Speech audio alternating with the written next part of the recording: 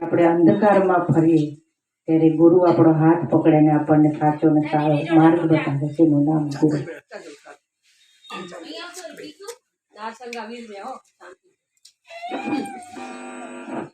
આજનો આ માતાજીનો ગરબો જેમના પણ ઘરે છે એમનો અહોભાગ્ય કહેવાય કે આજથી એમનો ચડતો દિવસ માતાજી જરૂર કરશે. અને મને પણ આનંદ થયો કે આ અવસરમાં મારી પણ હાજરી થઈ તો મને પણ આનો લાભ મળ્યો.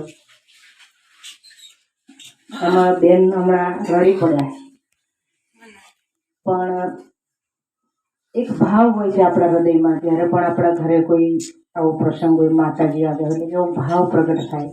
આપણે ઘણું બધું કહેવા માંગતા હોય પણ જ્યારે આવા પ્રસંગ દ્વારા આપણે મને અંતરાત્માથી ઘણી બધી વાતો કરી દેતા હોઈએ છીએ, ઘણું બધું પૂછી લેતા હોઈએ. ભલે સામેથી આપણને અવાજ નથી આવતો, કંઈ જવાબ નથી મળતો, પણ અંદરથી આપણને એવો જરૂર અવાજ સંભળાય છે કે માં મારો અવાજ સાંભળે છે, શાંતિ લાગે. એટલે આ કોઈ દુઃખના આંસુ ના હોય, એક મમતા એક છલકી પડતી હોય. આપણને એમનામાં માં દેખાતા હોય, આપણે એમને બાળક સ્વરૂપે એમને ઘણું બધું પ્રેમ કરતા હોઈએ, એટલે કે આ ભાવ ઉત્પન્ન થાય ને એટલે આ સ્વરૂપે બહાર આવે, જે આપણે કહી નથી શકતા. એટલે આનું નામ જ ભક્તિ.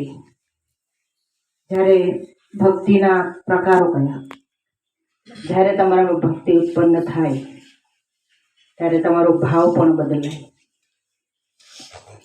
જ્યારે કંઈક ભગવાનનું આવું સ્મરણ થતું હોય, આવું સાનિધ્ય હોય, ત્યારે જે બી વાર્તાલાપ ચાલતો હોય દ્વારા તમારા રોવાટા ઊભા થઈ જાય, ત્યારે તમારામાં ભક્તિનો પ્રવેશ થયો કહેવાય.